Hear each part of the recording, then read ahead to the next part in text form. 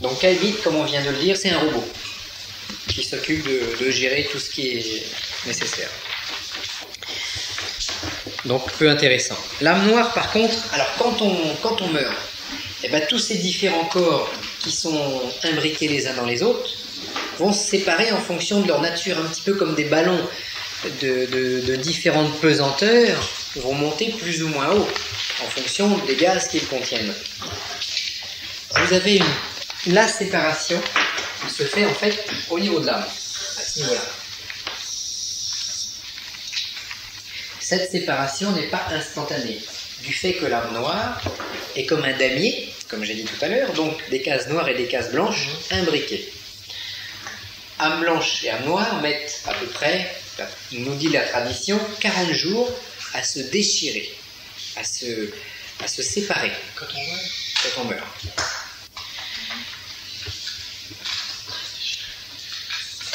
Alors, d'où l'intérêt de ne pas se faire incinérer. Ouais. Voilà. On a des marques. Alors il y a également une différence, parce qu'autrement on risque de brûler, parce que l'âme noire c'est quand même de nature physique, et l'âme blanche c'est de nature spirituelle, Mais elles sont liées l'une à l'autre. elles sont liées l'une à l'autre, donc si on brûle tout, on risque de réduire la moisson, c'est-à-dire de réduire le miel qu'on avait accumulé durant sa vie, et dont doit se nourrir l'esprit pour survivre là-haut. Donc on évite de se faire incinérer. Il faut faire une différence entre l'incinération comme on la pratique dans les pays occidentaux et le défunt qui va être brûlé sur un bûcher avec des bois odorants, des encens, etc. C'est pas la même puissance de feu qui est utilisée. À mon avis. C'est mieux un bûcher funéraire dans les règles de l'art. Et très souvent, on ne brûle pas la personne tout de suite. Normalement, on doit attendre un certain nombre de jours. Oui. Et puis il défonce ça. Il faut 9 jours de toute façon, normalement. Oui, il faudrait. Bon, c'est pas 3 jours, mais 9 jours. Hein. La plupart des gens n'ayant pas d'âme blanche, il n'y a pas ça pose pas de problème de tout brûler. Parce qu'il n'y a rien de toute façon. Donc rien plus rien, ça fera toujours rien. Mais si on a quelque chose, c'est dommage de le détruire. Côté opposé, en Europe, en Occident, on met les gens dans des cercueils capitonnés, hermétiquement fermés, clos, etc. Donc ce qui fait que le corps se décompose très lentement et ça retient l'âme noire. C'est aussi mauvais d'être brûlé par le feu très rapidement que d'être maintenu trop longtemps. Parce que ceux qui sont cryogénisés, c'est l'horreur. Ouais, l'âme noire va se décomposer plus lentement que le corps. C'est l'histoire des vampires. Le corps se décompose et l'âme noire disparaît peu à peu dans le tellurisme de la planète. Plus on maintient le corps, plus l'âme noire a encore sa maison et moins elle va se décomposer rapidement. Or, l'âme noire, c'est quoi? C'est l'âme en peine. L'âme en peine, c'est l'âme noire. Alors c'est horrible ce que vous dites, parce qu'ils nous ont dit l'autre jour, ils expliquaient à la télé qu'avec tout ce qu'on avait, tous les conservateurs qu'on avait, on met de plus en plus de temps à se décomposer. C'est l'âme en peine. Ça tout le temps là, quoi. Ah bah c'est bon, mais c'est des erreurs des religions, etc. L'âme en peine qui peut devenir un démon. Oh, oui. Un vampire. Alors après, tout dépend de la vie que la personne a eue. Elle va avoir une âme, elle va laisser derrière elle une âme en fonction de sa vie. L'âme noire, le fantôme d'un maître spirituel qui a connu la lumière sera positive. Par contre, l'âme noire d'un sorcier qui a fait le mal toute sa vie et qui était puissant, à ce niveau-là, ça c'est un véritable démon qui va pouvoir obséder les vivants, voire enclencher des phénomènes de possession. Dans ce cas, il faut le brûler. Même quand son corps est encore... S'il meurt, on brûle le corps. C'est mieux, oui, parce qu'on brûle l'âme noire en même temps. Puis c'est fini, il se détruit en même temps. Ouais, ou tout du moins, tout dépend de sa puissance, hein, attention. Oui, parce que c'est des désirs terrestres immenses. Si. C'est les désirs terrestres immenses, il restera quand même au niveau de la... C'est pas les désirs terrestres immenses qui comptent, c'est la puissance de les réaliser. D'accord. On peut avoir des désirs et puis on est tellement faible qu'on n'arrive à rien. Bon. Ce qu'il faut, c'est la puissance. Bon, un sorcier qui a travaillé le tellurisme pendant 70 ans, et puis qui avait une puissance de feu considérable, il pouvait faire ce qu'il voulait. Bon, bah lui, attention, il va laisser derrière lui un démon, une âme puissante. Alors, dans certains cas, mais de toute façon, cette âme va se trouver attirée par le tellurisme planétaire et peu à peu dissoute. Mais autant l'âme noire de quelqu'un qui est très faible ou qui ne s'intéresse à rien, il vit, métro, boulot, dodo et terminé. Bon, son âme noire va peut-être survivre quelques années en fonction de la décomposition du corps. L'âme noire d'un puissant sorcier, elle peut durer peut-être quelques siècles. Et, ouais, attention. Et si elle arrive, à bien fonctionner, si elle arrive à se recycler, parce qu'attention, il y en a qui sont intelligentes, les âmes noires. Et le top pour une âme noire, c'est d'arriver à se recycler. Avec les poupées, c'est des machins pas possibles. Non, écoute, à se recycler et ne plus être considérée comme une âme noire, mais arriver à créer un culte d'elle-même sur Terre. Parce que si l'âme noire du sorcier X arrive, il va voir un médium, il va lui dire hey, je peux faire des trucs, mais il faut que tu me donnes de l'énergie en échange. Puis le médium, il va dire bon, bah après tout, oui, peut-être, ça doit être un esprit spirituel. L'autre derrière, il a des commandements. Voilà, je m'appelle Jésus, je viens te voir, je vais faire un miracle, je vais soigner ta plaie. Chop, il soigne la plaie. Et là, le médium se dit ah mais c'est fantastique. Et puis derrière, il dit écoute, maintenant, il faudrait faire un culte, il faudrait mettre des bougies, il faudrait mettre de l'encens, il faudrait offrir des fleurs. Il faudrait offrir des graines, du miel, c'est le vaudou, ouais. Et puis bah, un petit poulet avec le sang, ça pourrait aider pour faire un autre miracle. Et puis petit à petit, bah, le médium va convaincre d'autres personnes de participer au culte. Et on peut se retrouver au bout de quelques années, ou de quelques dizaines d'années, avec une âme noire égrégore, devenue démon en quelque sorte, et puis tous ces adeptes qui vont se faire vampiriser, bien sûr. Et puis l'âme noire fait un petit miracle de temps en temps. Ça, c'est un système. Mais il se trompe souvent quand il laisse des messages comme ça. Il y a toujours une petite faille. Ah, il y a le diable laisse toujours quelques poils qui dépassent. Hein, ouais. C'est assez ignoble de dire. Ah oui, il faisait des mamie, j'ai fait un cauchemar. Monsieur Lee, c'est pour ça que à Madagascar, les petits villages, quand ils font les trucs, là, ils demandent des cigarettes. Oui, par exemple. Alors, il est là, c'est pas van, un médium, donc il dit moi je veux des cigarettes. Puis des chaussures, alors il met des chaussures, il boit du rhum, alors il faut que j'aille acheter du rhum, et ça m'est arrivé de dire c'est qu'à l'argent. Voilà, personne, c'est toi le riche. Et on allait, il fallait que j'aille chercher le rhum. Et en fait, il ne parlait pas tant qu'il n'avait pas le cigare. Et le médium prenait des têtes assez bizarres. Enfin, moi, ça me paraissait curieux parce que c'est la première fois que je l'ai vu. Il se pavane, il fait des gestes. Les yeux sont différents aussi. Enfin, les membres de ma famille, quand ils étaient dans cette fonction, les yeux roulaient. Je les reconnaissais plus. Un phénomène très bizarre. Ils disent voilà, tu fais comme ça, tu vas planter là-bas, il faut vendre ici. C'est toujours des trucs très très concrets. Hein. Les messages de la noire sont très concrets, c'est de la partie négative du décédé. Sa partie mémoire instinctive. Attends. Un petit truc intéressant, c'est que ils boivent du rhum. Si on fait une prise de sang avant, pour le médium, avant le rhum, dans le sang, il n'y a pas d'alcool. Il boit ses 2 litres de rhum, on lui fait une prise de sang après le rituel, il n'y a pas 1 gramme d'alcool dans le sang. Tout est passé, toute la mort a tout pompé. Oui, mais les Malgaches ont un rite au niveau des morts que non, on l'a pas. On les déterre pas pour aller faire la promenade comme oui, mais il y a plein de... Donc vous leur donnez une force au niveau du corps, ça leur donne pas. Ça leur donne plus de force, bien sûr. Au niveau des morts. Donc, par exemple, Belzébuth, eh bien c'est sans doute une âme noire qui a réussi. Parce qu'elle est maintenant dans le dictionnaire démoniaque.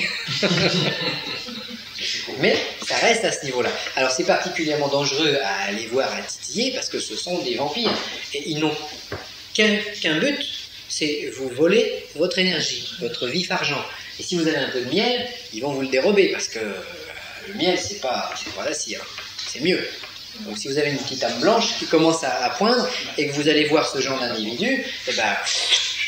Il risque de tout aspirer. Donc quand on commence à développer des petites choses comme ça, c'est là qu'on a des fausses apparitions avec des vrais messages teintés de saloperie, pardon, de saleté derrière, qui sont pires que ce que le message qu'on devrait entendre. C'est-à-dire que c'est exagéré dans le noir. Voilà, tout est possible dans le mécanisme. Alors les Égyptiens, ils avaient trouvé un truc génial, c'était la momification. Parce que là, c'était encore mieux que de conserver dans une boîte. C'était carrément de faire la momification. La momification avait pour but, en fait, de bloquer dans le corps le double. Donc, l'âme blanche, si elle était puissante, pouvait s'arracher quand même, mais l'âme noire restait au niveau du corps. Donc, les magiciens pouvaient conserver les pouvoirs du défunt, les pouvoirs magiques. Comment ça? Parce que les pouvoirs de magie se placent au niveau de l'âme noire, c'est elle qui est puissante. En empêchant la décomposition du corps et en offrant des sacrifices, donc des huiles essentielles, des fleurs, des aliments, de la bière, ils arrivaient à maintenir, ils maintenaient l'âme noire dans la momie.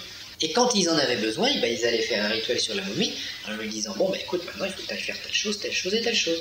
Puis il a perdu l'âme noire a perdu son individualité alors. Oui, ça s'efface progressivement.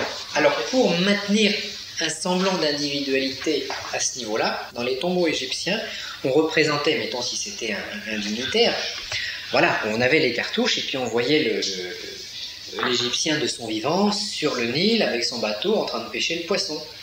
On le voyait sur une autre image avec ses serviteurs, dans son champ pas de betterave, il n'y avait pas de betterave là-bas, mais dans son champ, en train de faire les récoltes de grains, avec sa femme, avec ses enfants. C'était en fait des aides-mémoires pour que l'âme noire ne perde pas son individualité complètement. Mais c'est peut-être la chrétienté quelque part.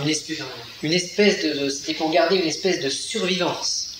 Alors, si on momifie une âme noire, si on momifie un corps, quelqu'un, simplement par exemple une dame qui a été une femme du monde, qui a connu la littérature de l'époque, qui était une séductrice, qui était très connue il y a 3547 ans. Bon. Si on la conserve, elle, son âme noire n'a aucune utilité. C'est un poids. C'est conserver un vampire pour le plaisir d'avoir une charge. Bon, c'est ce que les Égyptiens se sont mis à faire à l'époque de leur décadence, c'est-à-dire ils momifiaient tout le monde. Elle ne peut pas servir pour les trucs d'envoûtement. Elle ne peut même pas servir pour les trucs d'envoûtement parce que elle ne sait pas faire grand-chose. C'était pas une magicienne. Même pas draguer. Par contre, si on momifie le pharaon, là, on a une âme noire qui était initiée. Donc, on conserve toute la mémoire de pharaon, mémoire magique, concrète. On conserve la partie que l'on peut, une partie physique de pharaon, mais lui, il est utile. Et il peut être très bien utile au pharaon, à son fils qui va lui succéder. C'est pour ça que son fils, des pharaons qui pouvaient rentrer dans des temples de pharaons. Voilà, et puis en plus sur la pyramide avec tout ce qu'il fallait pour que ça se maintienne. Donc à partir de là, le fils pouvait venir interroger la mort de son père pour lui demander, bon bah là... Alors il faisait partie de l'âme blanche quand même. Non, il interrogeait l'âme noire, mais il faisait partie du côté spirituel quand même. Voilà. Initié spirituel. Mais il pouvait lui demander, bon, est-ce que je dois mater la révolte des paysans ou est-ce qu'il faut leur donner du grain? On vient de dire que l'âme noire du pharaon, par exemple, là maintenant les tombeaux de... Enfin, ils ont découvert... Tout en camon. On vient de dire que ces âmes noires, ils sont plus alimentés, donc maintenant ils sont délaissés. Quoi. Ils sont délaissés. Alors la plupart des tombeaux... la plupart des tombeaux des pharaons, les systèmes magiques n'ont pas tenu. Parce que ça fait 3000 ans, 4000 ans, 5000 ans. Bon. Par contre, certains systèmes ont tenu comme celui de Toutankhamon. Et puis quand, après des millénaires de silence, de paix, il y a des égyptologues qui rompent les sceaux et qui pénètrent dans le territoire de cette âme noire, elle se trouve attaquée par une puissance extérieure, donc elle se protège. Elle protège, en plus on lui prend sa momie, on lui prend ses trucs, donc elle tue pour se protéger. Parce qu'elle avait maintenu sa puissance. Attention, en Égypte, ils étaient quand même forts. Ils jouaient. Alors, c'était l'époque où on faisait les momifications. C'est une époque très corps, très momie. Ce qui est très intéressant de savoir, c'est qu'en Égypte et en Amérique du Sud, là, voilà, etc. Bon, ils ont fait des pyramides et des momies à peu près en même temps. Deux civilisations sans se connaître, voilà, sans aucun lien. Ils ont tous les deux fait des momies et des pyramides. Après, donc, du corps, on est passé à quelque chose de beaucoup plus cardiaque. Nouvelle révélation spirituelle, il y a 2000 ans. Jésus qui vient, et puis qui nous parle du cœur, de l'amour, etc. Et il y a eu le sang qui a été versé, il y a eu les massacres des innocents, les persécutions chrétiennes, etc., etc. Donc on est passé des momies, corps, à l'âme, au cœur. Et aujourd'hui, on serait en train de tendre plus vers l'esprit, et on nous demanderait non plus de faire des momies, non plus seulement d'aimer, mais également de comprendre la loi. Et comprendre la loi ne veut pas dire oublier l'amour. Parce que sinon on fait des intellectuels. Mais comment ça se fait qu'il y a encore tant de gens à la traîne si on est sur des anciaux? Alors, on débute. Donc, qu'est-ce qui survit à la mort du corps? Eh bien, c'est l'âme blanche et l'esprit. C'est-à-dire que la part immortelle, c'est l'esprit, et l'âme blanche sert à alimenter le feu. C'est le miel dont l'esprit va se nourrir au paradis, au ciel. Qui survit à quoi, tu dis? Qui survit à la mort. C'est l'âme blanche et l'esprit qui survit. Oui. Puis celui qui en a pas, il fait quoi? Alors voilà, tout le phénomène de la réincarnation est là.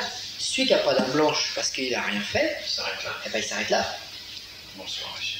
Il ne peut pas être conservé, puisqu'il n'a pas fait d'économies comme à la banque. Si tu mets des économies sur un compte d'épargne, bah, tu as de l'argent une fois que... Mais si tu n'as pas fait d'économies, bah, tu n'en as pas. Donc c'est très très logique. Et pourquoi conserver quelqu'un d'inutile? Oui. Tu vas conserver quelqu'un d'inutile, non? Dieu, dans son amour infini, fait disparaître ceux qui sont inutiles. Et c'est sa bonté. Oui, en fait, oui. Mais alors, c'est quoi? Ils ont fait quoi? Bah, Mais ils ne reviennent pas, simplement. Ils ne reviennent pas. Alors l'esprit, quand même, existe. L'esprit de cette personne, qui lui est immortel, eh ben, va repartir dans la grande marmite où Dieu fait dont Dieu crée les âmes. Il va la remettre dans sa tambouille. Il va remuer comme une disquette informatique qu'on efface. Hein, tu effaces les données, puis tu la réinjectes. Alors il va prendre sa grande cuillère, il va remuer, et il va reprendre une goutte, et hop, il va la relancer. Seulement, si on prend, mettons, une bouteille, si de la bouteille on sort une goutte d'eau, incarnation, on parle à cette goutte d'eau, et après on reprend la goutte d'eau et on la remet dans l'eau, désincarnation, fusion ou refonte à Dieu, la nouvelle goutte qu'on prendra ne sera jamais la même que celle qu'on a mise. Il n'y a plus de mémoire. Il n'y a plus de mémoire, il n'y a plus rien. Il y a une dispersion, une dissolution de l'esprit. Donc il y a toujours une chance que même les plus pourris, ils redeviennent bons un jour. Non, ils ne redeviennent pas. C'est plus le même. Ils ne redeviennent pas. Mais si, tu connais dans le 1, obligatoirement ils sont là aussi. Non, mais ils n'ont plus de distinction. Ils n'ont plus de distinction. Si tu as fait un recyclage. Tu prends une goutte. Comme tu disais quand tu brises les cartouches, quoi. Alors il n'y a plus de nom, tu n'existes plus. Oui, c'est l'effacement du nom. Extrême, c'est une des malédictions égyptiennes, c'était l'effacement du nom. Ils voulaient effacer le nom de là-haut. Donc, c'est pour ça que le phénomène de réincarnation n'a lieu que dans le cas où il existe une âme blanche qui entoure l'esprit et qui permet à cet esprit de ne pas être dissous. Par exemple, hop, j'ai attrapé quelques centimètres cubes d'air dans mes mains. Là, ces centimètres cubes d'air sont différenciés de l'extérieur. Ils vivent une vie différente. Parce qu'ils ont une armure, ils ont un corps qui les sépare de l'extérieur. Et si je fais ça, bah, les quelques centimètres cubes sont dissous dans la pièce, disparaissent. Et si je rattrape de l'air dans mes mains, ce ne sera jamais le même. Donc ce n'est pas une réincarnation au sens de continuité. Il y a un petit bout qui vient de Napoléon Bonaparte, il y a un petit bout qui vient de Victor Hugo, il y a un petit bout qui vient du balayeur, il y a un petit bout qui vient d'une fille de l'époque, il y a un petit bout qui vient... Et avec tout ça, on refait un nouvel esprit. Ce qui voudrait dire que celui qui dit qu'il n'a pas d'âme, quand on dit t'as raison, si tu lui dis c'est que tu n'en as pas, C'est presque vrai. Ce serait pas faux. C'est presque. Tout ça rejoint la physique actuelle, quoi. Oui, puisque tous ces atomes, on a déjà été utilisés, soit dans des plantes, enfin tout ce qu'on est, dans des plantes, soit dans un ancêtre, soit dans Jésus-Christ, soit dans... C'est recyclé. Puisque rien ne peut sortir. C'est recyclé, c'est comme les déchets. Hein? Matériel primaire. On recycle. Oui, oui. Alors d'où le phénomène de réincarnation se prend un sacré coup, parce qu'on se dit, bah alors, il n'y a pas beaucoup qui reviennent. Oui, mais quand j'ai mis Madame Y sous hypnose, elle m'a raconté des vies antérieures. Et pourtant, c'est pas une fille intelligente. La spiritualité, ça l'intéresse pas. Elle m'a raconté la vie quand elle était Victor Hugo, quand elle était Napoléon, quand elle était... etc. Bon. Qu'est-ce qui se passe? On peut imaginer qu'il y a un petit bout de l'esprit de Victor Hugo, un petit bout de l'esprit de Napoléon, des petits bouts qui forment la goutte, des fragments qui forment la goutte. Quand je regarde les vies d'avant, je tire des choses par le système de l'hologramme. C'est-à-dire dans chaque cellule de notre corps, il y a l'ensemble des informations de mon corps. Oui. Bon. Mais ça ne veut pas dire qu'il y a eu réincarnation, continuité. Ça veut dire qu'il y a une trace de quelqu'un ou de quelque chose, mais pas le phénomène de continuité. Ça retirerait aussi des possibilités de culpabilité sur certains, comme si ce sont en fait réellement. On peut aussi, des fois quand on met quelqu'un sous hypnose et puis qu'il nous raconte des réincarnations qui n'existent pas, on tombe sur des problèmes psychologiques, des problèmes de l'inconscient. Donc, notre inconscient peut très bien communiquer sous une forme d'hypnose en nous disant, j'ai été guillotiné sous Louis XIV, c'est peut-être pas moi qui ai été guillotiné, c'est peut-être mon ancêtre, ou c'est peut-être pour me donner un message de quelque chose. Mais l'information va pouvoir me permettre peut-être de guérir le truc. Ok, voilà. Mais pas en voie directe, c'est pas vrai ce qui a été dit. Mais on peut quand même s'en servir de manière intelligente. Oui, c'est comme les démons qui donnent des vrais messages avec des saloperies avec. Voilà, tout est... Il faut arriver à démêler. Il faut démêler les... Il y a des gens qui parlent comme vous, qui ne font pas d'occultisme, mais des grands métaphysiciens. Certains Bernard Quentin au Canada. Si vous voulez contacter Napoléon, le réservoir est là. Extrême, Si vous voulez Rockefeller, c'est pareil. Non, mais c'est intéressant parce que ça rejoint différentes personnes qui ont réfléchi dans leur domaine. Et il faut rester logique. Dans tous ces systèmes-là, il faut rester logique. En 1910, au début du siècle, il y avait 1 milliard de personnes sur Terre. Aujourd'hui, on est 6 milliards. Ça veut dire que même si la réincarnation existait telle qu'on y croit, il y aurait 1 milliard de réincarnés et 5 milliards de nouvelles âmes. Parce que... Il y en a qui disent qu'ils viennent d'autres planètes. Ouais, mais après, on peut délirer comme on veut. Mais dans ces cas, ça marche pas bien. Dans ce cas, le problème de la réincarnation, en fait, quand on naît, un bébé naît, il a son petit esprit, sa petite âme, son petit corps. Et à un moment, donc un esprit, corps de gloire plus esprit milieu, repère un petit bébé qui lui correspond parce qu'il est dans une famille qui lui convient, etc. Et il va venir, je dirais, c'est le phénomène de possession, mais dans le bon sens, dans le phénomène de greffe, en fait. Il va venir se greffer sur l'âme naissante et l'esprit naissant de cet enfant. Et il va petit à petit se laisser boire par le corps, par l'entité de l'enfant, donc phénomène de réincarnation. Est-ce que c'est plutôt les parents qui ont préparé ce corps pour que l'esprit arrive? Les parents, ils ont préparé le corps en ce sens qu'ils ont fait un enfant.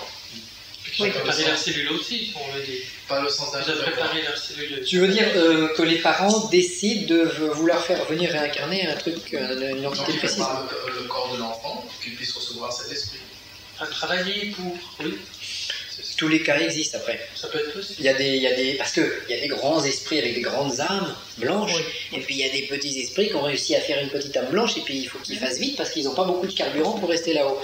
Donc eux, ils seraient incarnés peut-être en catastrophe, ils viennent vite, ils choisissent le support qu'ils peuvent, et puis ils réinjectent tout comme ça, et puis tant pis s'ils sont tombés. Ils ne connaissent pas forcément la suite. Ils connaissent pas forcément la suite. Donc entre deux bébés, un qui est né dans la famille qu'il faut, à l'endroit où il faut, et l'autre qui immédiatement à sa sortie on le jette par terre, le père va picoler, la mère s'en va Alors là, il n'y a pas de punition. Est-ce qu'on peut le savoir avant? Parce que ça, il y a la tradition. Là, oui. Hein, vous avez une mauvaise naissance, c'est que vous avez malmené du monde. Le karma, tous les mauvais péchés, tous les trucs passionnels, c'est l'âme noire. Si on survit à la mort, ça veut dire qu'on a détaché notre âme noire et notre âme blanche. Bon, ouais. Notre karma, il va disparaître. Il n'y a pas de karma réincarnationniste, je dirais. Tout le phénomène de karma disparaît dans le tellurisme terrestre et on ne revient qu'avec notre âme blanche. Oui, d'accord. Donc, c'est une question de puissance spirituelle. Oui, puissance spirituelle. Oui. Plus on est puissant spirituellement, plus on a de choix. Parce qu'on va dire, bon, maintenant je vais attendre 2 siècles que l'époque soit quand même mieux. Parce que là, c'est que des barbares qui se tapent dessus avec des coups de hache. Je vais attendre le 20e siècle. Mais un esprit costaud peut se réincarner sur un petit qui n'a pas travaillé obligatoirement une nouvelle âme, qui a que son âme noire. Oui. Il va prendre parce qu'un bébé, il a pas eu le temps de travailler. Hein. Pour retirer l'idée des élus que je vous demande ça. Moi, je pense aux parents initiés. Alors, les parents initiés ont plus de chances d'attirer un esprit dans l'enfant. Voilà, parce que les parents initiés, l'enfant, il se dit, je vais déjà descendre dans une famille où il pense. Donc, je vais gagner du temps. Je ne vais pas avoir moi-même à chercher et à me battre pour trouver l'initiation. Je l'aurai petit. Et vous avez des esprits qui tiennent le raisonnement inverse, qui se disent, moi je veux gagner plus de force, plus de puissance, je veux que mon incarnation soit plus dure, de manière à gagner un miel plus fort. Et à ce moment-là, je vais choisir une incarnation difficile. Ouais. Mais il choisit. Donc ça se passe comme nous dans la vie de tous les jours. Oui. Celui qui a de l'argent, il va dans un bel hôtel. Celui qui n'a pas beaucoup de fric, il loge où il peut, sinon il est sous la grève. Ah oui, il souffre de tous les jours. Voilà, ce qui est en haut est comme ce qui est en bas. S'il a un gros portefeuille là-haut, un Jésus que si... Alors, vous en avez... Le miel dure un certain temps. Et une fois que les réserves sont épuisées, il faut revenir. Sauf pour certains qui ont fait suffisamment pour avoir des provisions à profusion et ne plus avoir besoin de revenir. Il y a je dirais qu'il y a une pré-immortalité qui se fait dans le cycle des réincarnations, mais au bout de quelques fois, peut-être 2, 3, 4 réincarnations, si l'esprit est intelligent, il peut avoir suffisamment de provisions pour ne plus avoir besoin de revenir. Et à ce moment-là, il va goûter Dieu directement là-haut, il va rester au paradis. Un jour, de toute façon. Il peut revenir pour aider. Oui, il peut revenir parce que la planète est en danger, et puis là, il dit, attendez, si les autres, ils font tout sauter, nous, on saute avec. Alors, voilà, ce sont des êtres humains, comme nous, même s'ils sont devenus autre chose. Oui. Ils n'ont plus de corps à ce niveau-là. Ils ne vont pas forcément nous apparaître sous la forme physique qu'on leur connaissait. Non. La forme physique qu'on leur connaissait, c'est resté dans l'âme noire. Eux, ils sont plutôt des boules de lumière. Oui. Mais si on a cette apparition, cette théurgie, ce feu du ciel qui vient nous visiter, peut-être qu'il se fera voir sous ses anciens traits. C'est vrai. Parce que sinon, on ne le reconnaît pas. C'est ce que je ressens très bien. Je vois moi. Un hindou, il voit Umar ou Saravasti. Oui, ça peut être la même chose. Oui, mais on ne peut pas nécessairement voir qui il est. Parce que même vous savez, c'est difficile de mettre une identité sur la personne qui nous apparaît. C'est pas ça que je veux dire, c'est que la même force peut se faire connaître d'un hindou sous une forme d'une déesse qui appartient à son panthéon, et pour un chrétien qu'on sait tout trouver, la Vierge Sainte. Oui, le Christ, par exemple. Oui, mais aussi d'autres personnages qui sont inconnus de nous, qui ne sont ni le Christ ni la Vierge Marie, qui sont inconnus de nous. Mais de toute façon, très souvent, chose importante, très souvent dans les phénomènes d'apparition, de contact, c'est très souvent des âmes noires qui viennent nous visiter. Même des âmes noires de puissance, que l'âme noire de Jésus, elle doit être très puissante et très positive. Mais c'est quand même son âme noire. C'est très difficile de contacter les esprits, déjà parce qu'ils sont beaucoup plus hauts. Quand on appelle, c'est l'âme noire qui vient la première. L'esprit, lui, il n'entend pas, parce qu'il est trop haut. L'esprit ne peut en général se contacter que par une théurgie, que par de puissants rituels, parce qu'il faut que nous, on monte notre rituel jusqu'au plan correspondant, pour que le plan correspondant puisse venir nous donner un message. Ensuite, dans la qualité des messages qui peuvent venir de l'esprit, ou de l'âme noire. Une âme noire, elle va vous dire, ben voilà, il faut que tu ailles acheter 3 bougies et puis que tu fasses ce rituel-là. Ou elle va dire, ah bah là, il faut vendre la maison de la grand-mère. Ou, en général, les communications de l'âme noire sont des communications très matérielles. Non, j'ai pas ça, moi. Ou comment soigner une plaie, ou des choses qui sont liées au corps. D'un autre côté, quand on a une communication d'un esprit plus élevé, c'est très rare, hein. Attention, autant on a un foisonnement au niveau des âmes noires, autant l'esprit, s'il vient 1 ou 2 fois nous voir, c'est tout dans la vie. On va avoir une communication qui peut être très philosophique. Je vais vous dire un truc, une phrase. L'âme noire, elle nous donne des pages et des pages d'écriture. Une âme blanche qui vient va, mettons, vous donner une phrase. Et puis cette phrase-là, vous allez l'appliquer durant toute votre vie, parce que ce sera une phrase symbolique à tiroir, et qu'on peut tordre dans tous les sens, l'utiliser dans tous les sens. On peut interpréter de plein de manières différentes, mais c'est très différent. Ou alors tout simplement un germe, parce que quand on a Saint Paul qui est sur son cheval, et puis le ciel qui s'ouvre, et puis quelque chose qui descend, c'est plus, sans doute, un esprit de lumière, donc anciennement humain, qui vient, qui le terrasse, et qui repart. Il lui a même rien dit. Il lui a simplement mis une graine. C'est des mots bibliothèques, comme on dit. Comment? C'est des mots bibliothèques. Un mot qui veut donner une bibliothèque. Oui. Il va lui mettre une graine. Parce que, quelque part également, sur un plan spirituel et non physique, on est tous femelles, puisqu'on est incarnés sur Terre. On a un corps physique, qui est de nature femelle, et l'esprit, qui est en haut, spirituel, qui est de nature mâle.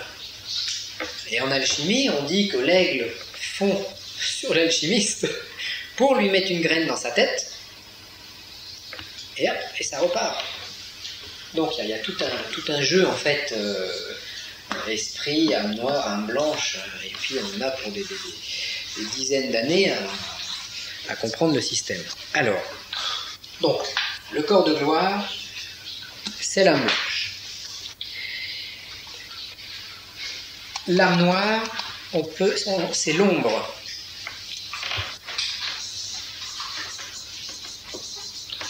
C'est l'ombre. Quand on fait du spiritisme et qu'on a une âme en peine qui vient nous voir en nous disant « Je t'aime, je suis malheureuse, fais quelque chose pour moi », vous vous adressez à quelque chose, un résidu en décomposition.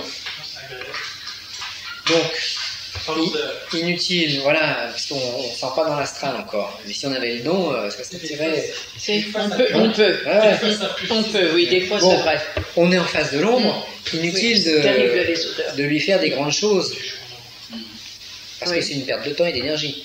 Prier pour l'âme des morts, en général, c'est une bêtise. Parce qu'on va prier pour les ombres qui vont être très contentes parce qu'elles vont nous vampiriser de notre énergie, mais ça ne va pas les faire évoluer spirituellement. La prière qu'on nous donne, une prière qu'on nous donne pour faire évoluer les gens, des gens ceux qui meurent, pour ça qu'ils aillent dans la lumière. Bah oui. C'est prier pour eux, ça? Non, mais on les aide, aide. C'est une certaine compréhension pour eux qu'on leur envoie. Oui, mais une compréhension à l'ombre, c'est pas la peine de lui envoyer parce qu'elle est vouée à disparaître. Quelqu'un qui nous a quittés, mais de fraîche date. Oui. Lui, oui, on peut lui faire dire des messes, voilà. On peut lui faire des prières, on peut lui faire des choses. Mais au bout des 40 jours, c'est fini. La séparation a eu lieu. Donc, au bout des 40 jours, si vous continuez les systèmes, vous alimentez l'ombre. C'est pour ça que dans la religion chrétienne, les prières aux âmes des défunts, etc., ça alimente l'égrégore des ombres, ça alimente les égrégores de cimetière. Et c'est très vampirisant, c'est pas bon. Alors là, vous me faites très peur parce que moi, quand j'ai des gens qui ont des choses pas possibles, qui n'ont pas de famille, qui n'ont plus de famille, qui sont morts, je leur dis prenez un rosier, allez le planter dans le cimetière où ils sont morts, de manière à reconnecter avec le positif de ces personnes-là et de savoir que le beau existera dans l'amour et qui vous nourrira encore après tout ça. Alors, vous me dites que c'est ce que je fais là, donc je leur fais prier une ombre qui n'existe plus, qui peut être un zombie. Il faut pas qu'il le prie, c'est-à-dire il faut pas qu'il fasse des prières à la grand-mère. Non, mais il faut pas. En plantant, c'est pour arrêter. C'est pas pareil. tu mets un rosier, ça va, je dirais c'est positif parce que ça peut bloquer un peu le spectre et l'ombre. Oui, voilà. Ça leur met quelque chose ça leur donne un petit, pour qu'ils se libèrent du mal. Quelques biscuits pour que ils restent là et ils peuvent se libérer du mal avec ça. Ils peuvent pas se libérer du mal puisqu'ils sont voués à la disparition. Voilà, non, mais des répétitions, des conneries des ancêtres, je veux dire. Ce qu'il faut, c'est que les gens qui sont liés à cette personne qu'elles ont aimée s'en détachent doucement. Oui, le détachement. C'est ça, parce que dans le cas où elles seraient liées avec l'esprit, mais elles enquiquinent l'esprit et elles retardent l'évolution de la personne. Voilà, tout à fait, c'est tout à fait. Donc, il faut couper en fait les liens entre le vivant c'est ce que je et celui qui est de l'autre côté. Voilà. Donc le fait de planter, ça ne nourrit en aucun compte l'ombre de la personne, ça la libère simplement. Ça va nourrir un peu, si tu veux, le spectre et puis l'ombre, mais tu nourris avec un rosier, tu nourris pas de ton énergie à toi. C'est ça. Alors, il est également... une poupée. Il est déconseillé d'avoir les photos de toute la famille accrochées au mur. Et puis de leur mettre des bougies à l'heure du jour de l'anniversaire, et puis etc. Ah oui, alors là ça non. Il vaut mieux éviter. Oui. Parce qu'on on se prend des trucs.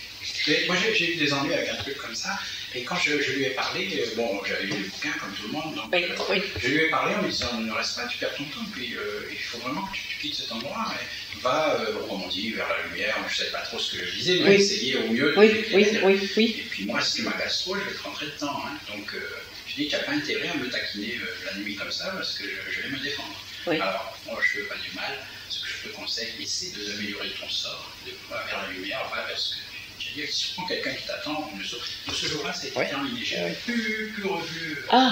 Mais c'est le langage qui convient, parce que c'est un langage de gentillesse, mais ferme, parce que si tu continues à m'embêter... Quand c'est nous, je suis d'accord, mais quand c'est des clients à nous qui n'ont pas voulu trouver... Nos clients, c'est pas évident. On est obligé de leur faire passer par des rosiers, par des blancs. Oui, parce que... C'est pas évident. Le discours qu'on tient aujourd'hui, qui est un discours quand même un peu cassant, je dirais, un peu... Bon, on appelle un chat, on va pas tergiverser. On parle de ça entre nous. Mais c'est sûr que si on parle de ça à quelqu'un qui vient de perdre quelqu'un de sa famille, ça c'est plus la même. Hein. Il faut y aller avec plus de douceur, parce que si on lui dit, non, elle va me dire, attends, ma grand-mère, elle a jamais prié Dieu, donc elle a pas d'âme blanche, donc plus rien, la grand-mère, disparue. C'est pas sympa. Donc il faut arranger les choses. Ils aiment la bienveillance, mais avec la fermeté derrière, sinon ils faut, décollent pas. C'est comme un être humain. Ils n'ont pas peur, ils ne partent pas. Non, mais c'est important aussi de savoir que ce qu'on apprend là, quelque part, mieux vaut que ce soit tu. Il y a des choses, il y a des choses qu'on peut dire. C'est pour ça que l'initiation n'a jamais été diffusée, etc. Parce qu'il y a des connaissances qui sont blessantes, il faut se remettre en question, j'en ai pas parlé au début du séminaire. Il y a toute une éducation à refaire, de toute façon. Voilà. Mais on doit refaire notre propre éducation, on doit accepter qu'on s'est trompé sur plein de choses, y compris sur la c'est-à-dire on a été trompé. Oui, on a été trompé, donc on essaye de comprendre, c'est tout. On essaye de voir la vérité, donc on refait tout le processus. Alors donc, l'ombre, chez les Égyptiens, ça s'appelait le shoot. Disons, hein. J'aurais mis le shoot. C'est l'ombre. C'est vrai. La drogue. Le shoot en plus, ouais. Et c'est vrai que pour contacter les ombres, c'est bien d'être dans un état. Et les ombres aiment bien fumer. Un peu de shoot. C'est pour ça que aussi vous avez les gens qui se droguent un peu. Qu'est-ce qu'ils font? Ils prennent des liens avec les ombres. Avec les ombres. Et puis bon. Ils sont plusieurs. Et puis ça fait des gros égrégores visqueux dégoulinants. Quand on dit qu'il est shooté, c'est qu'il est embrassé. Tout à fait. Il est shooté. Moi je dis il est embrassé. Ça dépend des cas, mais ils sont possédés par le physique. En parlant de quelqu'un qui revient dans la famille, en parlant de la réincarnation, est-il que c'est dans notre ethnie? Il y a des gens qui font, par exemple, on avait un chef d'État très puissant, après il meurt, qu'est-ce qu'ils font? Ils ne vont pas nous dire ça. On est plus éveillés, ils vont prendre quelque chose de lui, ils vont faire un petit truc. Et puis là où on va enterrer ce corps, personne n'est là. Il n'y a que ceux qui ont les yeux ouverts, comme on dit. Alors, après, on va aller chercher la force auprès de sa tombe, d'une certaine manière. Ça, j'ai commencé à comprendre. C'est le pouvoir des reliques. Et ça a été utilisé par les chrétiens. Hein. Oui. Les reliques, donc, c'est un os du corps. Mais c'est vrai que comme l'ombre, elle est liée au corps, avec une relique, avec un os, on va pouvoir attirer l'ombre et opérer le petit miracle, l'opération magique qui est nécessaire. Ils font des cérémonies si la personne est plus puissante et admettons cela. Ouais. Alors on va faire la cérémonie avec beaucoup de boissons alcooliques, oui, des choses comme ça. Tout à fait. Et si c'était un drogué comme ça, on va faire ça avec sa drogue qu'il aimait, vous voyez. Pour attirer, voilà. Pour prendre l'âme noire sous sa faiblesse, sur son point faible. Et voire même s'il y a c'est vraiment des combattants qui veulent aller combattre, ils doivent passer par la tombe de celui X là, pour demander certaines forces et puis oui, tout un. Mais c'est pas. C'est très opératif en fait. Mais c'est le royaume de la mort aussi. Et ça, c'est pas bon parce que ça nous vampirise. C'est pour ça que quand on va dans les reliques des saints, des fois on peut être angoissé quand on est plus gamin, on ne comprend pas tout, qu'on a les jetons, et qu'on se dit, bon, c'est quand même. Ça connecte avec l'ombre noire. Ouais. Ça ne connecte pas avec l'âme blanche à ce moment-là. Quand on prie, je sais pas, par Saint-Expédie, parce qu'il est un peu dur lui, mais quand on prie des saints, je sais pas, Saint François pour retrouver un objet perdu, ou des choses comme ça, on va en fait contacter une espèce d'égrégore lié plus ou moins à l'âme noire du saint, qui va nous permettre de retrouver l'objet perdu. C'est pas. Le saint lui-même. C'est pas. Est-ce que Saint François il s'occuperait de retrouver les objets perdus? Non, c'est Saint Antoine de Padoue qui est plus... Padoue, voilà. Mais oui, c'est vrai. Mais est-ce qu'il va, franchement... Et encore embaumé, c'est encore un pouvoir. S'il a été puissant, oui. S'il a été faible, non. C'est toujours pareil. Le faible engendre le faible et le puissant engendre le puissant. Même après 200 ans, 300 ans... Ça se dissout petit à petit. Ça dépend. On a mieux à se mettre sous la dent parce que nous, on veut devenir puissants par nous-mêmes sans être obligé de passer par des esprits. À partir de là, c'est mieux parce que on sait ce qu'on fait, on contrôle beaucoup mieux, et on ne paye pas l'addition de la même manière à la fin. Est-ce que vous pensez qu'un oratoire abandonné dans le coin d'une campagne avec une statue, on ne sait plus qui c'est, il y a des gens qui viennent se mettre à genoux pour leur petit signe, là, ils prient. Est-ce qu'il peut se mettre là, en espèce d'esprit, il dit tiens, c'est pas mal ici, il reçoit une énergie, il se met sur le truc, et puis allez-y les gars. Et les gens prient en croyant que c'est la Vierge Marie ou la croix, et en fait, est-ce qu'ils ne nourrissent pas une saleté qui est là, quoi. Ça peut être une saleté, ça peut être une force bénéfique. Donc ça pour peut le discerner, il n'y a que l'intuition. L'intuition, ouais. Et puis moi, je fais confiance à mon truc parce que certaines connaissances. Je sais que je ne suis pas trompée. Quoi. Un message, je ne suis pas trompée, c'est tout. Attends, vas-y. Un message qui arrive la nuit d'un saint qu'on ne connaît pas, par exemple. Un saint qui peut être connu dans un pays étranger, un enseignement qui se donne par cette personne, qui, après, au bout de quelques années, on découvre que cette personne a réellement été sanctifiée dans ce pays, que c'est un saint. Est-ce que c'est un démon? Alors, ça peut être son âme noire. En général, c'est plutôt son âme noire, parce que l'âme noire est une mémoire instinctive. Donc l'enseignement, elle l'a. Le bouquin qu'elle a écrit, l'âme noire, elle s'en souvient. Et pourquoi une âme viendrait vous voir comme ça? Parce qu'il y a peut-être une harmonie, une résonance avec toi. Et puis elle. Donc elle vient te voir où elle passait comme ça par hasard. Puis elle voit de la lumière, elle vient te voir, elle te donne le truc. Ce qu'il faut, c'est voir le message, la qualité du message. En fonction du message, on détermine d'où ça vient. Oui, quand c'est beau. Non, pas quand c'est beau. Quand c'est beau, ça vient souvent de l'âme noire. Quand c'est intelligent... C'est vrai, ça explique les choses. Quand c'est intelligent, voilà. Plus c'est intelligent, plus ça vient de haut. Et plus c'est pratique, plus c'est du domaine de ce domaine-là. Ça ne veut pas dire qu'il faut rejeter ce domaine-là. Mais en sachant à quoi on s'adresse, on ne se fait pas piéger. Alors que si on ne sait pas ce qu'on fait, on se fait manger par les... C'est l'avenir de l'âme noire, parce que c'est des mots qui déclenchent une recherche le lendemain où un gars amène un bouquin qui connecte avec la phrase qu'il a entendue, qui amène à la rencontre de quelqu'un d'autre dans les 2 jours qui suivent, qui amène à un autre truc, et arriver à une compréhension d'une spiritualité qu'on ne connaissait pas. Ça, souvent, c'est parce que les âmes noires, elles ne sont pas négatives. L'âme noire d'un saint ou l'âme noire c'est les livres. D'un maître, c'est un livre. C'est les livres de vie. Oui, quelque part, tout à fait. Et c'est pour ça que les Égyptiens gardaient les livres. Oui. Ouais, c'était à propos de toujours des chrétiens. Il fait chaud, on peut peut-être essayer d'ouvrir la fenêtre parce que... Non, non, pas trop chaud. Il paraît qu'on est tous les Antillais qui sont partis à Jérusalem. Oui. Et de leur retour de Jérusalem. Ici, on les a tous fait accepter. Alors, arrivé à Lisbonne, il y a un coin de Lisbonne qui paraît parce que oui. On passe par là, on nous dit des restaurants qui est jusqu'à 5h du soir. Il faut fermer, sinon il y a des esprits qui viennent la nuit. Oui. Bon, c'est tellement superstitieux dans le coin. Et puis moi j'ai posé la question, on m'a dit comme quoi, c'est une histoire des Templiers, ils sont jamais retournés par ici. Ils sont restés par là avec tout ce qu'ils avaient reçu de Jésus et tout. Ils sont laissés là-bas à Lisbonne.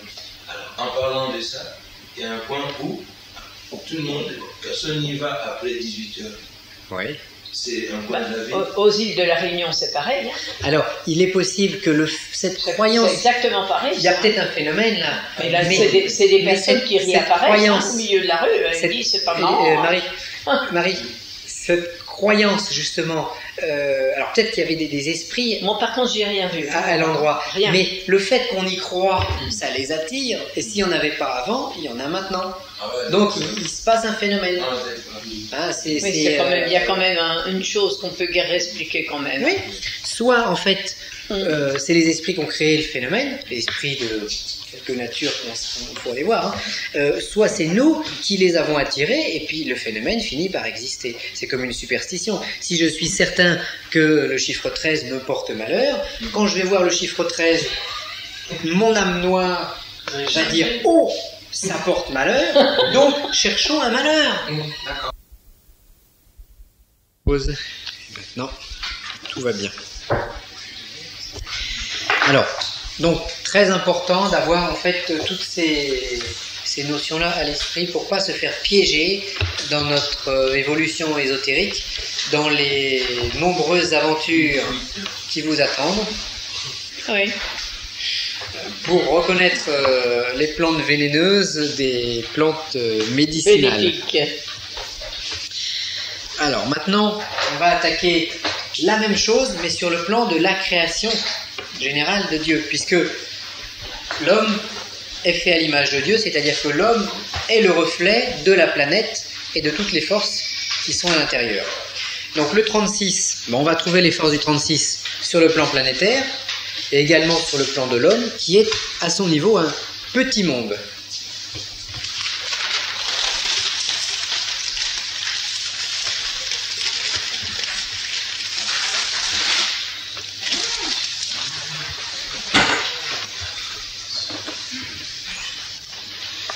Alors là, accrochez-vous, préparez-vous, on aborde un chapitre délicat.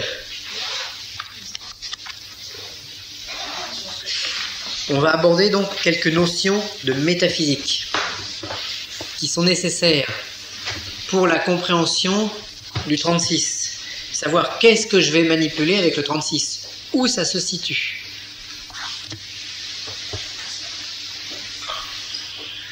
Alors on a vu tout à l'heure, parce que bon, encore une parenthèse, si vous appelez des esprits et que vous confondez, je sais pas moi, les torchons et les serviettes avec les chaussettes, et que vous mélangez tout dans votre esprit, quand un esprit va venir, il va se déplacer, il va venir vous voir, il va savoir que vous avez l'esprit, que vous confondez un certain nombre de choses sur le plan occulte.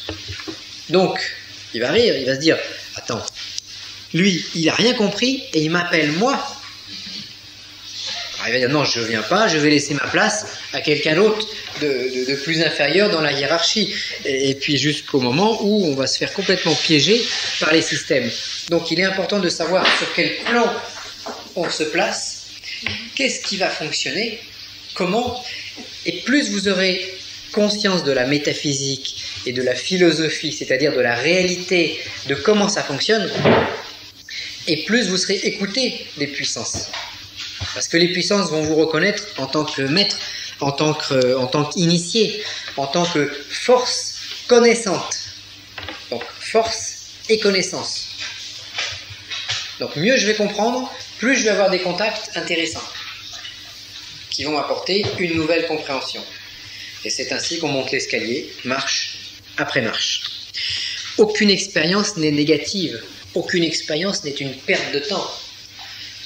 Quand le moment est venu, on aborde ce qu'il faut. Il y en a qui vont dire, bah oui, mais Ted, il a commencé quand il avait 14 ans, moi je commence quand je suis plus âgé, c'est pas juste, etc. Non, il n'y a rien qui est juste ou qui est injuste. Ça, c'est encore une notion dualitaire de bien et de mal. On commence quelque chose et en fait, ici, bah, on travaille sur quoi? On travaille sur notre prochaine incarnation. En espérant, en croisant les doigts, en disant, espérons qu'on en ait une. Mais c'est ça. Bon, le but, c'est de travailler sur notre prochaine incarnation. Et toutes nos expériences qui nous ont amenés jusqu'à aujourd'hui sont très bénéfiques. Que ce soit des épreuves, qu'on les ait bien vécues, mal vécues, peu importe. On avance. Et ce qui est important, c'est d'avancer. Parce que ce qu'il faut savoir, c'est qu'on a aussi des grâces du ciel. En ce sens que même si notre âme blanche n'est pas suffisamment développée pour normalement nous faire tenir quelques années là-haut, si on a travaillé, si on a montré notre désir, notre foi, notre connaissance, etc., bah, Dieu est quand même bon. Ou si ce n'est pas Dieu directement, les puissances qui vont nous assister. Donc eux, ils sont là également pour nous tendre la main. Ils sont là pour nous aider un petit peu. Ils sont là peut-être pour nous aider des fois à venir à un séminaire parce que ça va nous ouvrir les yeux sur certaines choses. Alors quand on vient à un séminaire, bah, des fois on y vient pour la première fois, puis après on reste. N'est-ce pas, Étienne? Et puis des fois on vient, on passe une fois et puis on revient jamais. Ça n'a aucune importance. Dès l'instant où ce que vous avez perçu, pris aujourd'hui, ce sont des graines que vous allez planter dans votre jardin et que vous allez devoir faire pousser. Donc après, ce qui compte, c'est de découvrir non pas la voie unique, mais ce qui nous correspond et ce qui va nous faire vibrer. Alors il y en a c'est le 36, il y en a c'est autre chose. On trouve notre truc, notre voie, notre fil d'Ariane. Et c'est grâce à ça qu'on va sortir du labyrinthe. On va échapper au Minotaure. Parce que là encore, c'est quoi le Minotaure? C'est quoi le labyrinthe? Ben, c'est le monstrueux estomac collectif des âmes noires qui est là pour nous dévorer, qui est là pour nous empêcher de penser par nous-mêmes. C'est le diable en quelque sorte. C'est ça qui est là pour qu'on ne fasse pas d'efforts. C'est aussi tous les péchés capitaux, la paresse, l'orgueil, etc. Et tout ça est là pour nous. Ce sont des gardiens, comme les gardiens du seuil, qui vont nous empêcher d'avancer. Il faut les combattre, il faut aller au-delà de la paresse, au-delà de l'orgueil, au-delà de... etc., etc. Et dès cet instant, eh bien, vous progressez, vous avancez, mais c'est vous qui avancez, c'est pas moi qui vous fais avancer. Je vous donne des trucs, des tuyaux, des trucs, des systèmes. Je vous dis, tiens, là c'est pas mal, va voir. Mais je ne peux pas y aller à votre place. Alors, quelques notions de métaphysique. On essaye de remonter le plus haut possible. Alors là, on est aujourd'hui dans un monde concret. On est dans le temps et dans l'espace.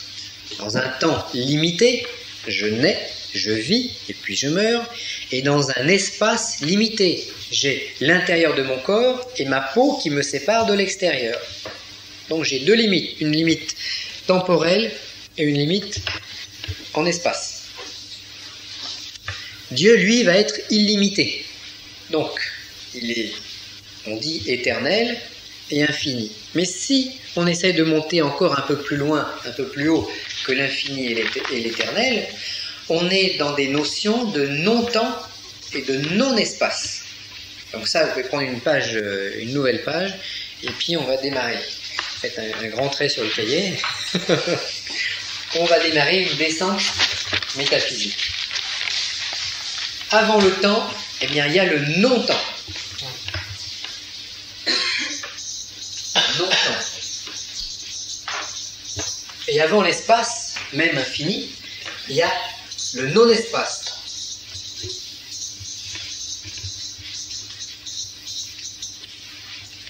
Dieu, à l'origine, est en dehors de ces dimensions de temps et d'espace.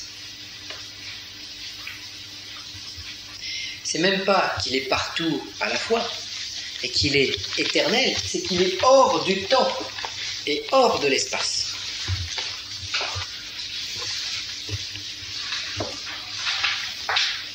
Mais s'il est non-temps et non-espace, il est quand même lumière.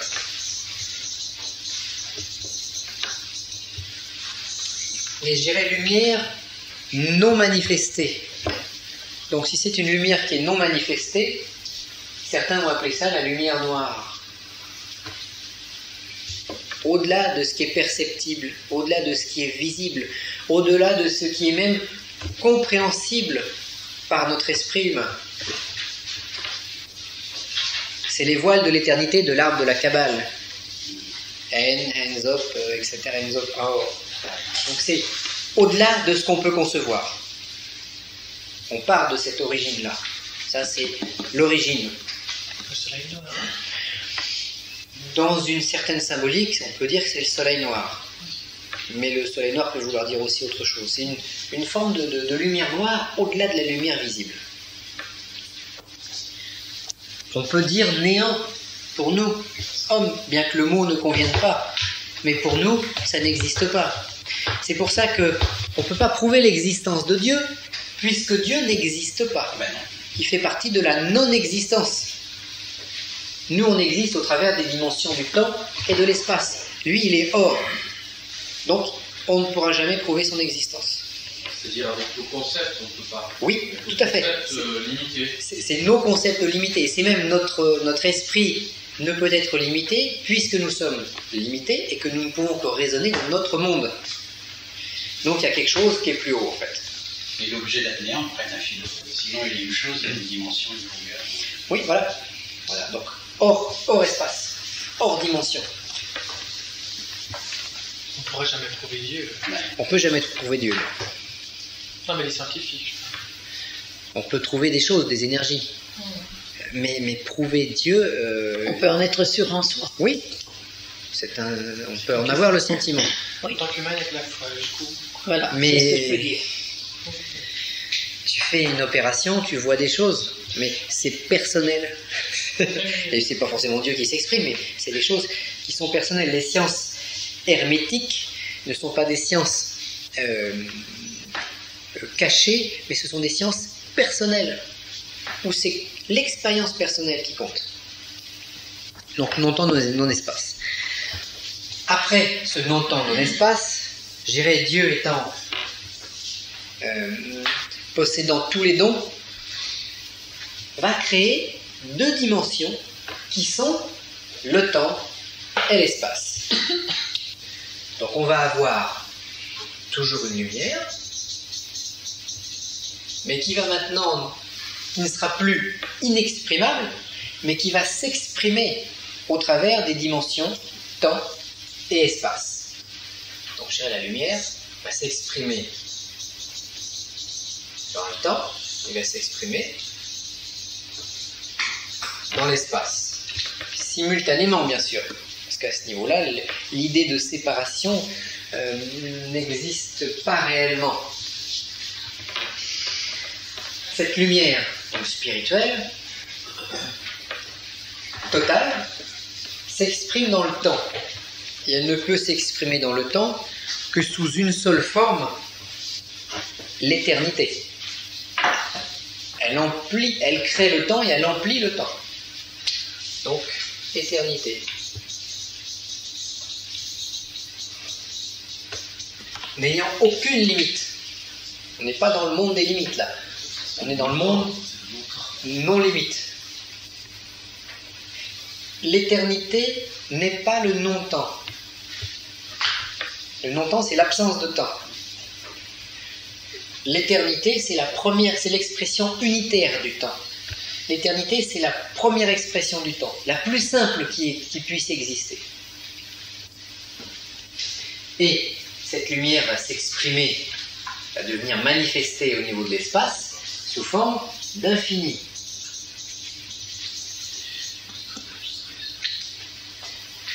Ah oui, on part de l'abstrait pour finir dans le concret en fait. Et la connaissance de cet abstrait nous permet de mieux comprendre le mécanisme, et le comprenant mieux, on sera mieux perçu des esprits. Ils vont dire « Ah, il a compris !»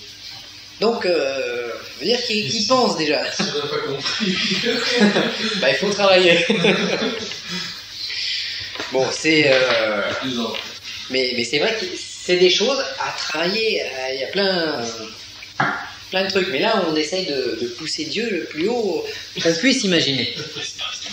Donc, l'espace unitaire, l'espace le plus simple qui puisse exister, c'est l'infini. Et le temps le plus simple, c'est l'éternité.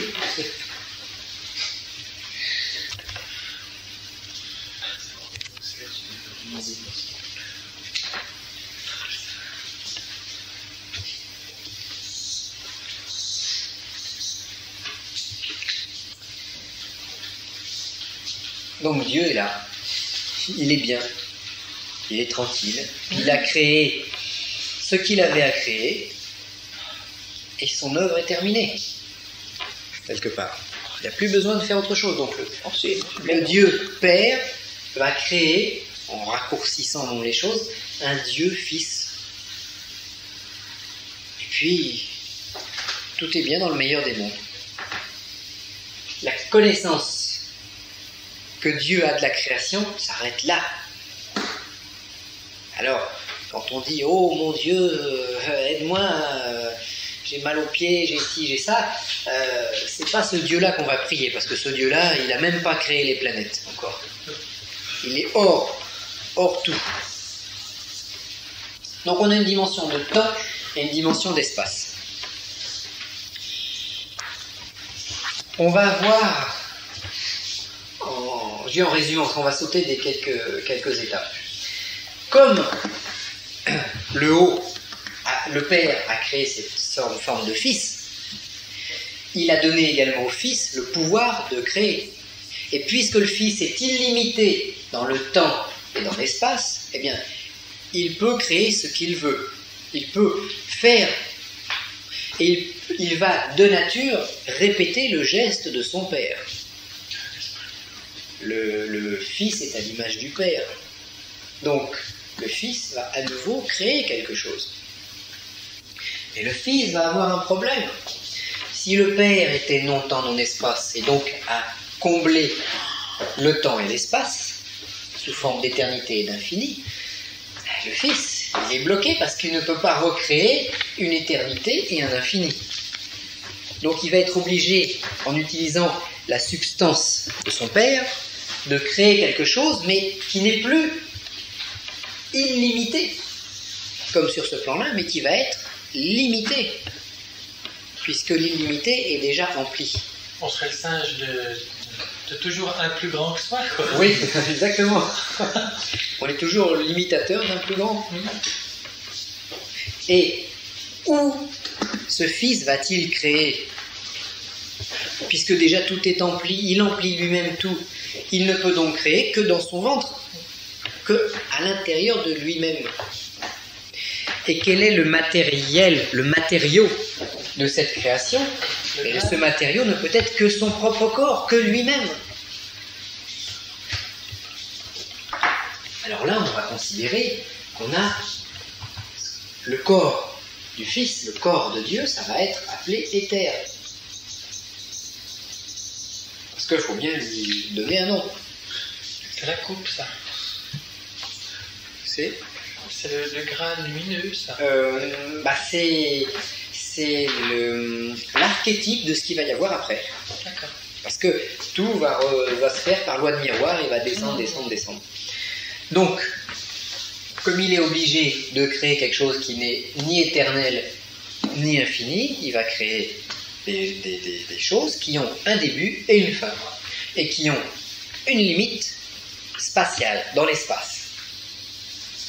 Et comme il ne peut créer qu'à partir de lui-même, qu'est-ce qu'il va faire? Par endroit, en lui, il va concentrer son propre éther, son propre corps, sa propre force, pour avoir des zones plus denses que d'autres, à l'intérieur de lui-même. Et étant infini et éternel, il n'a aucun problème à faire ce système-là, parce qu'il ne va pas prendre de la force d'un endroit pour la mettre à un autre. Il occupe l'ensemble. Symbole de la mère avec l'enfant. Oui, symbole du Père, du Fils, du Saint-Esprit, de la Vierge Marie qui porte ses enfants, bon, etc., etc. Donc cet éther, à un moment, comme on l'a vu ce matin, va se concentrer en un point différent au niveau de la concentration, au niveau de la densité de ce qu'il y a autour. Et comme ce phénomène naît à un instant précis, il est donc limité dans le temps et dans l'espace. Et on va avoir naissance d'une sphère d'éther. Donc comme une bulle. Et cette sphère ne peut avoir que la forme d'une sphère, parce que quand on concentre des forces en un point, c'est sphérique, ça arrive de partout en même temps. Forme idéale. Donc c'est la forme idéale. Voilà, on ne peut pas avoir une autre forme que celle-là. Il ne nuit pas à l'ensemble de son corps, il n'étire pas certaines parties. Non, puisqu'il est infini. Ah d'accord. Donc on n'a pas cette notion de déplacement d'une force, c'est le miracle de Dieu. Ça peut le faire par sympathie. Ça le fait par nature, parce que son père l'a créé. Si son père l'a créé, il répète le geste. Mais par sympathie dans le mot, dans l'autre sens. Dans le mot attirance. Voilà. Oui, quelque part, il y a un miracle qui se produit. C'est le miracle de la création. Création des bulles. Et puis ce Dieu Fils crée des bulles, et c'est fini. Son travail s'arrête là. Il a achevé sa création. Il s'est fait des enfants, des fils. Mais nombreux, puisqu'il ne peut pas en créer un, puisqu'il est déjà là. Donc puisqu'il occupe déjà l'unité, il ne peut créer que dans la multiplicité. Puisqu'à chaque fois, il faut que ce soit différent.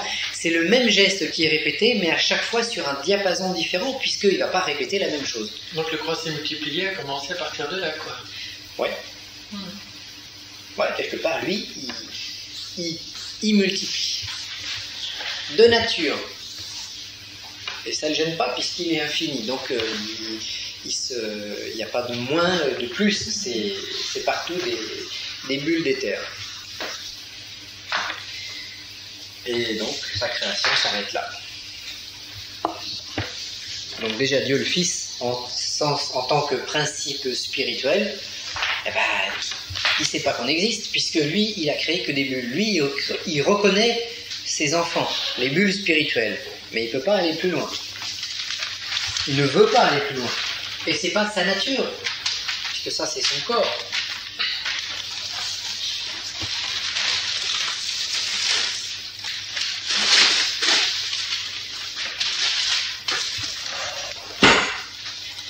Chacune de ces bulles est donc un petit Dieu, limité dans l'espace et dans le temps. Et si c'est un petit Dieu, il a envie de répéter le geste de son père, qui a lui-même répété le geste de son père. Mais il ne peut plus le faire de la même façon que l'autre. Il est obligé de le faire à l'intérieur de lui-même, et donc de nature. On a les forces qui vont vers le centre, et on va avoir automatiquement, par compression de l'éther, une force de réaction qui va apparaître, qui va s'opposer de manière à ce que l'ensemble tienne, qui va s'arc-bouter contre l'éther. Donc la révolte des anges, la chute des anges. Dès l'instant où l'éther va affluer vers le centre, on va avoir un phénomène de compression, comme quand on veut comprimer un gaz. Quand on comprime un gaz dans une bouteille, il faut que la bouteille soit suffisamment épaisse au niveau du blindage pour ne pas exploser. Et donc, on a l'apparition d'une force opposée, donc d'un ange rebelle, qui s'oppose à l'éther. Mais que parce qu'il y a eu la compression. Parce qu'il y a eu la compression, c'est vrai. C'est un phénomène en fait très logique de rebond. Bon, une balle qui rebondit. C'est la même force à l'envers. Oui, c'est la même force à l'envers. Et à chaque fois, c'est la même force à l'envers. C'est toujours le système qui s'oppose. Le jeu de miroir. Oui. Et c'est pour ça que dans un rituel, quand on a un miroir magique, le miroir magique est le symbole de cette loi de l'univers. Le miroir sur un miroir, sur un miroir, sur un miroir. On va ici avoir l'apparition, donc on avait l'éther en rouge, et ces deux forces qui sont opposées vont créer un griffon, c'est-à-dire une énergie qui va être faite de deux puissances opposées. Et on a ici l'apparition du feu. Après l'éther, feu spirituel, donc qui est de double nature. Éther plus la rébellion.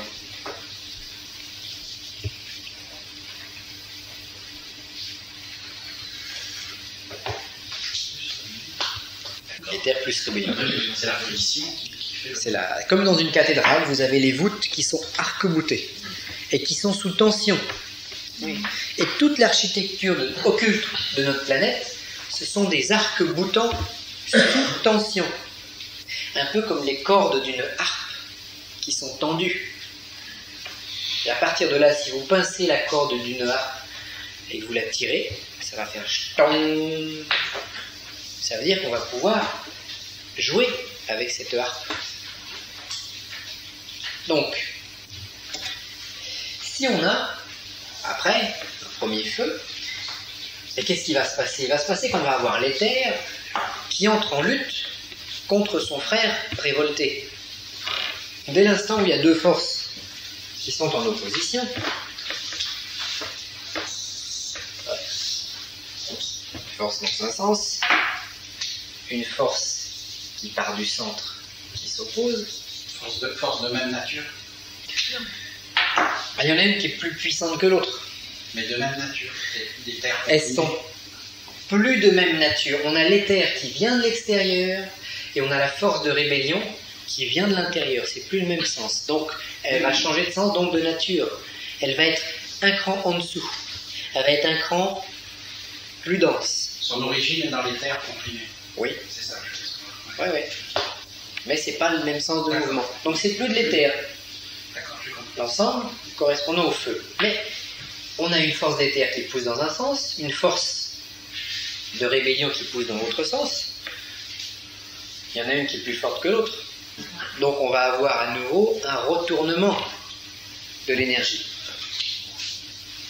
Et hop, on va avoir, mettons, l'éther qui va pousser dans la force de rébellion et qui va la retourner pour une part contre elle-même.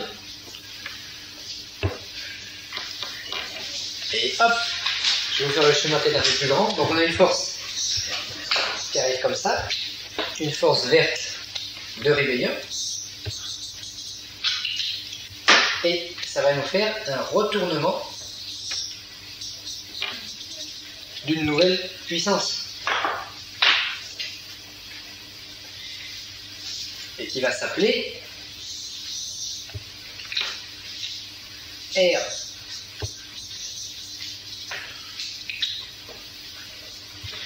Nous, c'est ça, quoi. Nouveau fils, je dirais. Comment? Le fils engendre un fils, qui engendre un fils, qui... Et puis nous, être humains, on fait pareil.